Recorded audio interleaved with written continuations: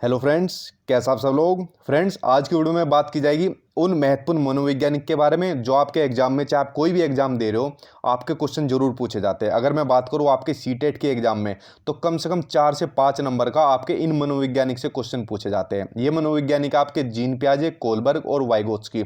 कभी ऐसा नहीं हुआ कोई भी एग्जाम की इनसे रिलेटेड क्वेश्चन ना पूछे गए हो। और सीटेट में तो विशेषकर ये आपके 4 से 5 नंबर के आपके आते हैं, चाहे आपका CDP में पूछे, चाहे आपका लैंग्वेज में पूछे, मैथ में पूछे। ठीक है, तो आज मैंने आपकी वीडियो में 15 ऐसे मोस्ट इंपोर्टेंट क्वेश्चन आंसर लिए जो आप इन्हीं में से आपको अपने एग्जाम में देखने को मिलेंगे। ठीक है, तो जिन लोगों को इनके बारे में पता है तो उसको एक टेस्ट मानना कि 15 में से उन लोगों ने कितना स्कोर किया। और जिन लोगों को बिल्कुल नहीं पता तो 15 के 15 को अच्छे तरीके से कर लेना, क्योंकि 4-5 नंबर कम नहीं होते, ये आपके इतने नंबर जरूर दिलाएंगे। ठीक है, और साथ ही साथ ये मेरे सीटेट के नोट्स है जो मैंने बनाए हुए हैं, ये मेरे आप व्हाट्सअप नंबर पर सीटेट नोट्स लिख के सेंड कर देना। आपको सभी सब्जेक्ट के आपके नोट्स मिल जाएंगे, चाहे आपका पेपर फर्स्ट हो चाहे पेपर सेकंड हो। सारी एनसीईआरटी किताबों का कंटेंट, प्रीवियस ईयर के जितने भी क्वेश्चन आंसर है, और सारा आपके जो मनोवैज्ञानिक इनके बारे में डिटेल में एनसीईआरटी वगैरह सब मिल जाएंगे। आपका सीटेट तो नोट से पास करा देंगे। ठीक है, अब बात कर लेते हैं इन मनोवैज्ञानिक के बारे में, इनसे रिलेटेड क्वेश्चन आंसर की। देखिए, एक भी क्वेश्चन मत छोड़ देना, क्योंकि सभी मोस्ट इंपोर्टेंट क्वेश्चन वो डाले जो बहुत बार रिपीट हुए हैं और इन्हीं से क्वेश्चन आपके बनते हैं। चलिए पहला क्वेश्चन देखते हैं। पहला क्वेश्चन है आपका कि पियाजे के अनुसार निम्नलिखित में से कौन सी अवस्था में बच्चा अमूर्त संकल्पनाओं के विषय में तार्किक चिंतन करना आरंभ कर देता है। ठीक है, देखिए पहली बात, जो आपके जीन पियाजे थे ये आपके थे स्विट्जरलैंड के मनोवैज्ञानिक। ठीक है, पहला क्वेश्चन तो यही कई बार आपके एग्जाम में आया बहुत बार कि बताइए जीन पियाजे किस देश के मनोवैज्ञानिक थे, तो थे आपके स्विट्जरलैंड के वैज्ञानिक। ठीक है, इन्होंने जो सिद्धांत दिया था उस सिद्धांत का नाम था संज्ञानात्मक विकास का सिद्धांत। ठीक है, जिसको इंग्लिश में बोल देते हैं कोग्निटिव डेवलपमेंट थ्योरी, ये इन्होंने सिद्धांत का नाम दिया था। और कई बार एग्जाम में क्वेश्चन ये रिपीट हुआ है, बताइए संज्ञानात्मक विकास का सिद्धांत किसने दिया, तो दिया था आपके जीन पियाजे ने, जिसमें इन्होंने विकास की 4 स्टेज बताई थी। ठीक है, ये क्वेश्चन भी कई बार आया कि कितनी स्टेज होती है, 4 स्टेज होती है। कौन कौन सी होती है वो आपको सामने अपनी स्क्रीन पर दिख रही है। पहली स्टेज होती है सेंसरी मोटर स्टेज, यानी संवेदी प्रेरक अवस्था, जो कि होती है आपके जन्म से 2 वर्ष तक। दूसरी होती है आपकी पूर्व संक्रियात्मक अवस्था, यानी कि प्री ऑपरेशनल स्टेज, जो कि होती है आपकी 2 साल से लेकर 7 साल तक। तीसरी होती है आपकी मूर्त संक्रियात्मक अवस्था, जो कि होती है आपकी कॉन्क्रीट ऑपरेशनल स्टेज, 7 साल से लेकर 11 साल तक। फोर्थ होती है आपकी औपचारिक संक्रियात्मक अवस्था, यानी कि फॉर्मल ऑपरेशनल स्टेज, जो कि होती है आपकी 11 साल और इससे ऊपर की जो अवस्था होती है। ठीक है, अमूर्त संक्रियात्मक अवस्था भी इसको बोल देते हैं।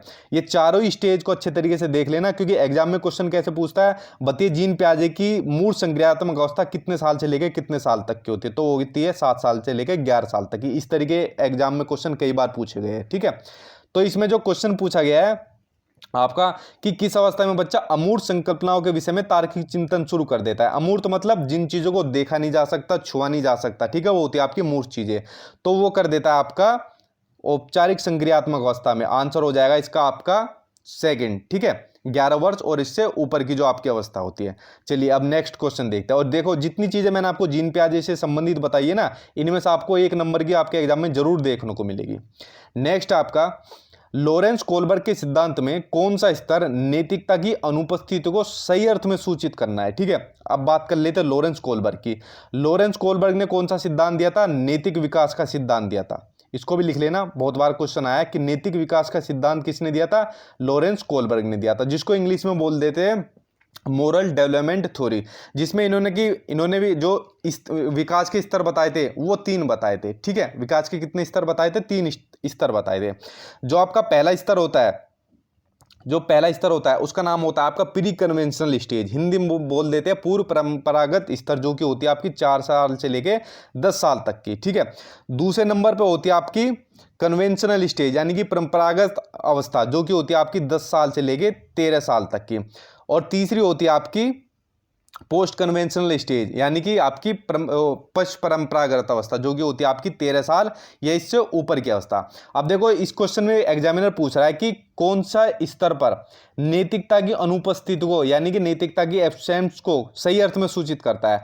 भाई, जब नैतिकता का स्तर ही 4 साल से शुरू हो रहा है, तो 10 साल तक के बच्चे का पहली स्टेज आपकी 4 साल से शुरू हो रही है, तो इसका मतलब जन्म से लेके 4 साल तक के बच्चों को कुछ पता ही नहीं होता नैतिकता के बारे में कि क्या अच्छा है क्या बुरा है। ठीक है, उसे मतलब ही नहीं नैतिकता के बारे में जन्म से लेके 4 साल तक के बच्चों को। तो जो आपका आंसर ऑप्शन तीसरा है ना, वो इसमें आपका आंसर सही हो जाएगा, ठीक है। लेकिन इन नैतिकता को भी अच्छे तरीके से देख लेना, जो मैंने आपको बताई है। क्वेश्चन बहुत बार पूछा जाता है कि बताइए आपकी प्री कन्वेंशनल स्टेज यानी पूर्व परंपरागत अवस्था कितने साल तक साल तक होती है, तो होती है आपकी 4 साल से लेकर 10 साल तक की, ठीक है।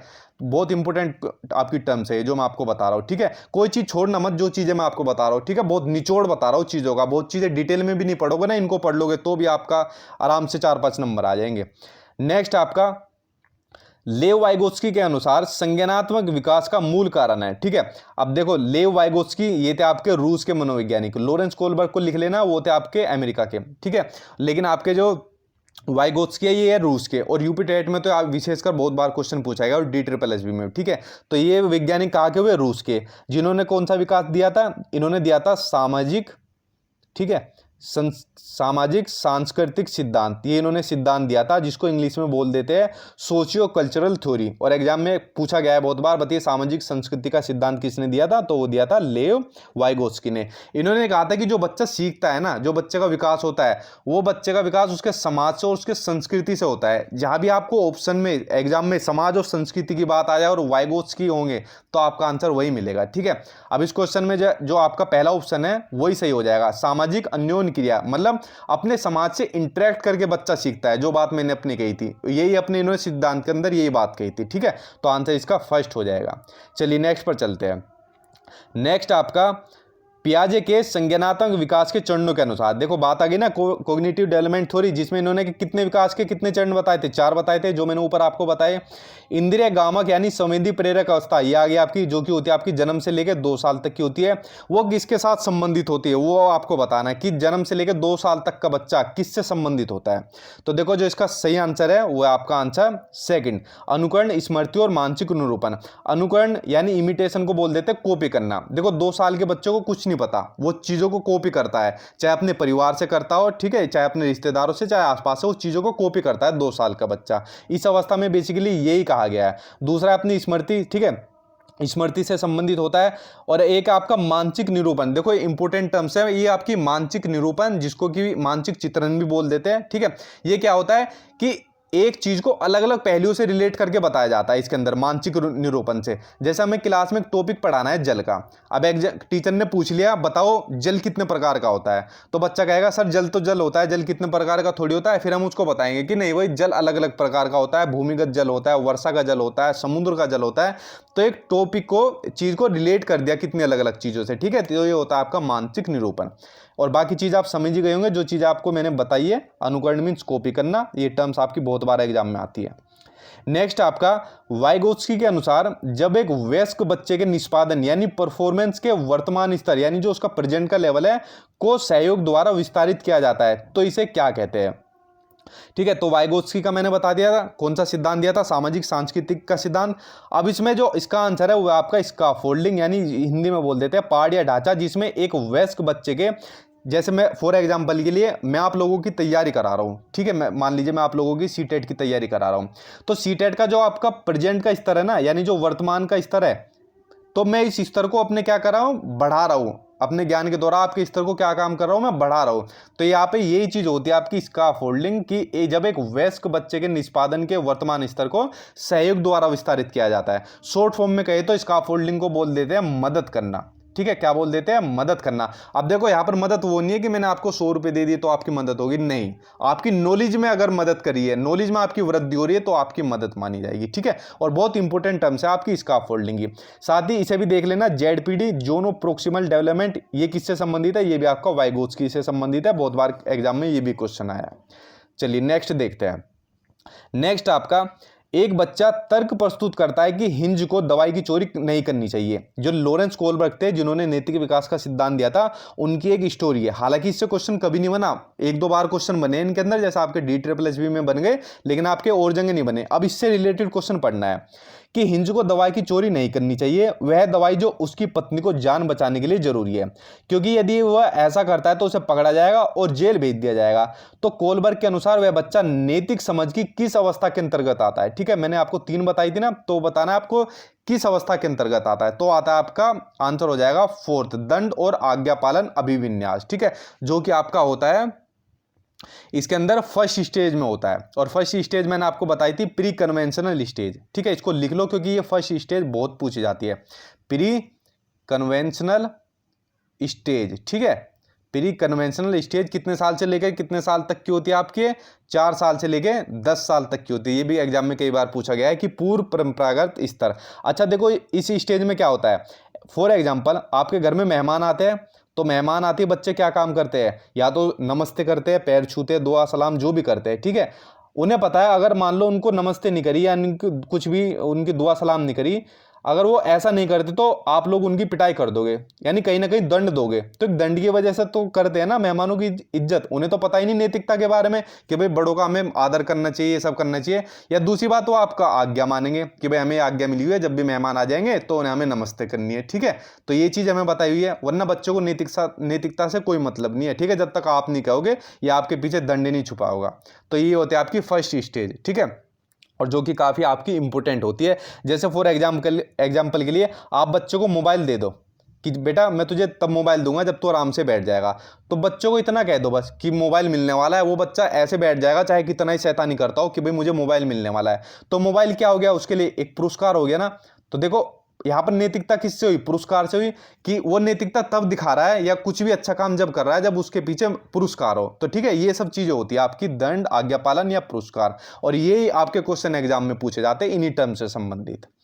चलिए नेक्स्ट देखते हैं। नेक्स्ट आपका पियाजे के अनुसार विशिष्ट मनोवैज्ञानिक संरचनाओं अनुभव से सही अर्थ निकालने के व्यवस्थित तरीके को क्या कहा जाता है, ठीक है। तो देखिए वो कहा जाता है आपका स्कीमा, स्कीमा कहा जाता है। ये भी काफ़ी इंपॉर्टेंट टर्म्स है। स्कीमा क्या होता है कि शरीर के द्वारा की जाने वाली जितनी क्रियाएं या एक्टिविटीज होती है ना, जो आपके माइंड से जुड़ी हुई होती है, वो होती है आपकी स्कीमा। जैसे कि एक कोई छोटा बच्चा जैसे गेंद को पकड़ता है, तो गेंद पकड़ने के लिए क्या करता है, उसके शरीर की एक्टिविटीज करता है, वो अपने शरीर के हाथ पैर चलाएगा, ठीक है, और अपने माइंड में एक थॉट के प्रोसेस चालू रखेगा कि किस तरीके से उस बॉल को पकड़ा जाए। तो कहीं ना कहीं एक सामंजस्य स्थापित करता है, ठीक है, अपनी शारीरिक गतिविधियों को और अपने माइंड का, ठीक है, वो ये होती है आपकी स्कीमा। तो आंसर इसका थर्ड हो जाएगा। चलिए नेक्स्ट देखते हैं। नेक्स्ट आपका कोलबर्ग के अनुसार शिक्षक बच्चों में नैतिक मूल्यों का विकास कर सकता है, कैसे कर सकता है, ये विशेषकर आपके सीटेट में तो बहुत बार पूछा गया है। जब भी बात आ जाए कि बच्चों में नैतिक मूल्यों का विकास कैसे किया जा सकता है, तो सबसे बढ़िया आंसर है कि नैतिक मुद्दों पर आधारित चर्चाओं में उन्हें शामिल कर दो। जहां भी बच्चों को किसी भी टॉपिक में आप शामिल कर दोगे ना चर्चाओं में, सबसे ज्यादा इफेक्टिव तरीका होगा वो आपको उनको सिखाने का, ठीक है। तो यहाँ पर बात हो रही है नैतिक मूल्यों का विकास कैसे कर सकता है, तो चर्चाओं में उन्हें शामिल कर दो, नैतिक मुद्दों की चर्चाओं में उन्हें शामिल कर दो, ठीक है। बहुत बढ़िया तरीके से बच्चे का डेवलपमेंट करेंगे और सभी चीज का डेवलपमेंट करेंगे। चर्चाएं करना सबसे इफेक्टिव तरीका मानी जाती है आपकी, ठीक है। तो आंसर इसका फोर्थ हो जाएगा। ये आपके पेडागोजी का क्वेश्चन है जो आपके सीटेट में बहुत बार पूछा जाता है। नेक्स्ट आपका वाइगोत्स्की के सिद्धांत में विकास के निम्नलिखित में से कौन से पहलू की उपेक्षा होती है, ठीक है। वाइगोत्स्की का सिद्धांत मैंने बताया था सामाजिक सांस्कृतिक का सिद्धांत। तो दो ऑप्शन तो आपके पहले ही आ गए कि भाई समाज और संस्कृति से बच्चा सीखता है। भाषा का भी आपका देखने को मिल जाएगा आपकी लैंग्वेज के अंदर, हिंदी इंग्लिश में, ठीक है, कि भाषा का भी उसके अंदर पूरा महत्वपूर्ण योगदान होता है। लेकिन आपका जैविक का नहीं होता, ठीक है। तो आंसर आपका जैविक हो जाएगा। लेकिन क्वेश्चन में पूछा था कि कौन से पहलू की उपेक्षा होती है, यानी नेग्लेक्ट किया जाता है उसको, तो वो किया जाता है बायोलॉजिकल को। तो आंसर इसका थर्ड हो जाएगा। बाकी के तीन को भी अच्छे तरीके से देख लेना, क्योंकि अगर एग्जाम में क्वेश्चन पॉजिटिव आ जाए तो इन तीनों में से ऑप्शन मिलेगा। चलिए नेक्स्ट देखते हैं। देखिए बहुत इंपॉर्टेंट क्वेश्चन है, छोड़ना मत किसी भी एक क्वेश्चन को। एक वीडियो से आपके 4-5 नंबर पक्के हो रहे हैं, और ये बहुत इंपॉर्टेंट वीडियो है जो मैंने आपके लिए बनाई है, ठीक है। और साथ साथ चैनल को सब्सक्राइब कर लेना, ताकि और ऐसे इंपॉर्टेंट क्वेश्चन आपके लिए मैं ऐसे ही लाता रहूं, ठीक है, इसलिए चैनल सब्सक्राइब कर लेना। नेक्स्ट आपका पियाजे के अनुसार बच्चों का चिंतन वयस्कों से डैश में भिन्न होता है बजाय किसके, ठीक है। यानी इसका जो आंसर है 10 का, देखो थर्ड हो जाएगा। जो बच्चों का चिंतन है, जो बच्चे सोचते हैं, तो बड़ों से प्रकार में तो अलग सोच सकते हैं, ठीक है। बड़ों का चिंतन टाइप्स कुछ और होगी सोचने की, और छोटे की कुछ और होगी। लेकिन जो मात्रा है, क्वालिटी है, वो आपको दोनों में बराबर मिलेगी, चाहे बड़ा बच्चा हो चाहे बड़ा हो, ठीक है। तो मात्रा तो यानी अमाउंट तो आपको सेम मिलेगा, लेकिन टाइप उसकी अलग मिलेगी। तो आंसर आपका थर्ड हो जाएगा। ये क्वेश्चन भी बहुत बार पूछा गया है आपका, ठीक है। नेक्स्ट आपका डैश के विचार से बच्चे सक्रिय ज्ञान निर्माता तथा नन्हे वैज्ञानिक है, जो संसार के बारे में अपने सिद्धांतों की रचना करते हैं। ये स्टेटमेंट किसने कहा था, ठीक है, किसके थे ये विचार, तो ये विचार थे आपके जीन पियाजे के। आंसर हो जाएगा इसका आपका फोर्थ। चलिए नेक्स्ट पर चलते हैं। नेक्स्ट आपका कोलबर्ग के सिद्धांत के पूर्व परंपरागत स्तर के अनुसार, देखो वही स्टेज आ गई ना, पूर्व पूर्व परंपरागत स्तर, ठीक है, यानी कि प्री कन्वेंशनल स्टेज, जो कि होती है आपकी 4 साल से लेकर 10 साल तक की, इतने बच्चे की एज होती है। कोई नैतिक निर्णय लेते समय एक व्यक्ति निम्नलिखित में किससे किस तरह प्रवृत्त होगा। 4 साल से लेकर 10 साल का बच्चा अगर कोई नैतिक निर्णय ले रहा है ना, तो वो किसकी तरफ प्रवृत्त होगा, तो उसमें देखेगा अंतर्निहित संभावित दंड देख लेगा कि अगर मैंने ये काम नहीं किया तो मुझे इसमें दंड मिलेगा, ठीक है। तो आपकी काफी इंपॉर्टेंट टर्म्स है कोलबर की। और देखो ये क्वेश्चन पूछे जाते हैं आपके एग्जाम के अंदर, थोड़ा एग्जामिनर घुमा फिरा के देता है, वरना सेम क्वेश्चन भी उठा के दे देता है, ठीक है। इसलिए इन क्वेश्चन को करके चले जाना, आपको इनसे रिलेटेड बहुत ही कम देखने को मिलेंगे। नेक्स्ट आपका, जो बच्चे स्वयं से मौखिक संवाद करते हैं, ठीक है, उन्हें लेव वाइगोत्स्की क्या कहते हैं। तो देखिए, उन्हें लेव वाइगोत्स्की कहते हैं व्यक्तिगत वार्ता, यानी कि प्राइवेट स्पीच कहते हैं। जो खुद से संवाद कर रहे हो, तो अपने आप ही तो बात कर रहे हैं अपने आप में ही, तो प्राइवेट स्पीच हो गई, व्यक्तिगत वार्ता हो गई, ठीक है। आंसर थर्ड हो जाएगा इसका। चलिए नेक्स्ट देखते हैं। नेक्स्ट आपका, पियाजे तथा वाइगोत्स्की के अनुसार एक रचनात्मक कक्षा कक्ष में, ठीक है, यानी कि एक कंस्ट्रक्टिविस्ट क्लासरूम में, रचनात्मक कक्षा कक्ष मतलब जहाँ अलग अलग तरीके यूज किए जाते हैं, पढ़ने के भी और पढ़ाने के भी, ठीक है, उसमें अधिगम यानी लर्निंग क्या है, तो वो है आपकी शिक्षार्थियों द्वारा स्वयं सर्जित किया जाता है, जो एक सक्रिय भूमिका निभाते हैं, ठीक है। तो स्टूडेंट खुद करते हैं रचनात्मक में, यानी कि कंस्ट्रक्टिविस्ट क्लासरूम में बच्चे नए नए तरीके खुद निकालते हैं कुछ भी काम करने की, ठीक है। उनके पास नए नए आइडिया आते हैं, नई नई चीज़ों का सर्जन करते रहते हो। तो आपका आंसर इसमें फोर्थ हो जाएगा। पेपर 2 में तो विशेषकर ये क्वेश्चन बहुत बार पूछा गया आपके सीटेट में। नेक्स्ट आपका बहुत ही इंपॉर्टेंट, कि किसी वस्तु के स्थायित्व की अवधारणा, वस्तु स्थायित्व की बात हो रही है, जिसको बोल देते हैं ऑब्जेक्ट परफॉर्मेंस, पियाजे के विकास के डैश चरण में प्राप्त हो जाता है। तो किस स्टेज में प्राप्त होता है आपका ऑब्जेक्ट परफॉर्मेंस, ठीक है। तो देखिए वो होता है आपका संवेदीगामक अवस्था, यानी सेंसरी मोटर स्टेज, जो कि आपके मैंने बताया था जन्म से लेके होती है 2 साल तक की होती है, ठीक है। अब बात करते हैं ऑब्जेक्ट परफॉर्मेंस क्या होता है, यानी वस्तु स्थायित्व क्या होता है, इसके बारे में बात कर लेते हैं।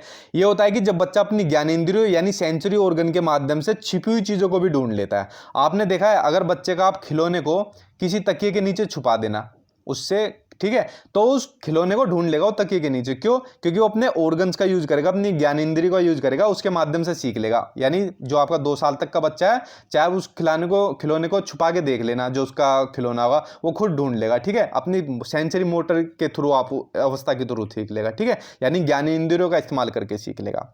अब देखिए फ्रेंड्स, ये 15 वो मोस्ट इंपोर्टेंट क्वेश्चन आंसर लिए थे जो मैंने आज तक के एग्जामों में पूछे गए और जो पूछे ही जाते हैं। इन्हीं में से आपको क्वेश्चन देखने को मिलेंगे, और 2-4 क्वेश्चन की और भी सीरीज है जो मैं आपके लिए लाऊंगा, इसलिए चैनल को सब्सक्राइब कर लेना। आपके चैनल पे मैं आपको सारी तैयारी करा दूंगा, चाहे आप कोई भी टीचिंग का एग्जाम दे रहे हो, ठीक है। और ये मेरे जो सीटेट के नोट्स बनाए हुए हैं, इनको अच्छे तरीके से कर लेना। आपका सीटेट पास नहीं होगा, बहुत एक अच्छे नंबर से पास होएगा। इनके अलावा आपको अलग से कोई भी बुक नहीं लेनी, कहीं से कुछ और नोट्स नहीं लेना, ये आपका कवर करा देंगे। बस अर्थ जो चीज़ें मैं आपको समझा रहा हूँ उनको समझते चले जाना। आई होप आपको वीडियो पसंद आई होगी। दोबारा मिलते हैं नई वीडियो के साथ। Thank you.